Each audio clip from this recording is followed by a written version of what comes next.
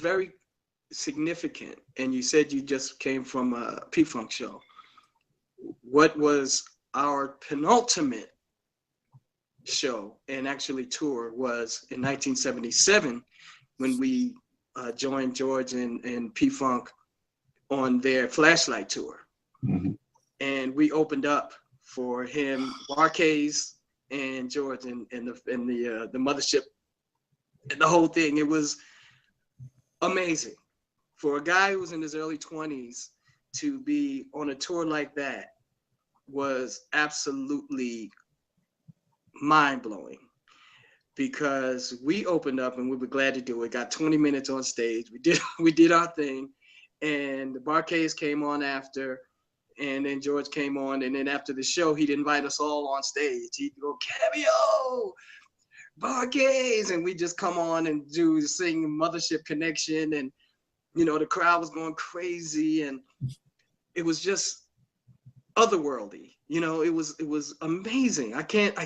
Even that memory would always be one of my fondest and most spectacular to remember, because we did so well, actually, Scott, that during the show, George flipped us in the Barkays, and the Barkays wound up opening, and we came on before George. That's how'd the Barkays take that? Well, I'm not sure how they did it. I'm sure we were privy to their attitudes at the time, but we were just glad to be there.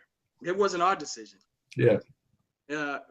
You know, and you know, still today, you know, we still tour and laugh and, you know, have a great time when we see each other and when we do shows together. And that's the other thing about this business and about the funk fraternity and community. You know, we're all friends, we're all boys, we're all, you know, we've been doing this so long, and we've been doing shows together for so many years that when we see each other, like, you know, Steve Lakeside, and we see guys from Confunction and all the guys, when we do shows together, SOS Band, it's just so nice, man, to see each other, because normally we don't see each other unless we do tours, you know what I mean, unless we play together. And that's something that I'll be always grateful for the community that we share in this funk world. Wow, just, you know, going back to the mid to late 70s and being with that P-Funk, I mean, I saw them then, and I can only imagine how mind-blowing it was to be part of it, because it was mind-blowing just, you know, being present. So yeah, incredible. Yeah, it was very, and that I know in the early days, we because we identified so much with George and the high players, our early music was infused with that sensibility. And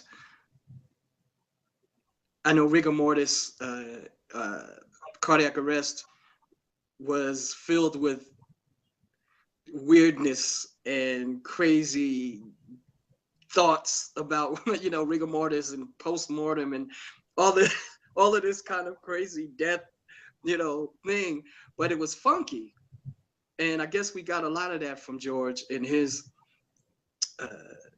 and the way he approached music in an irreverent, fun kind of way. And that's what we took away from our experience with P-Funk and the Ohio Players.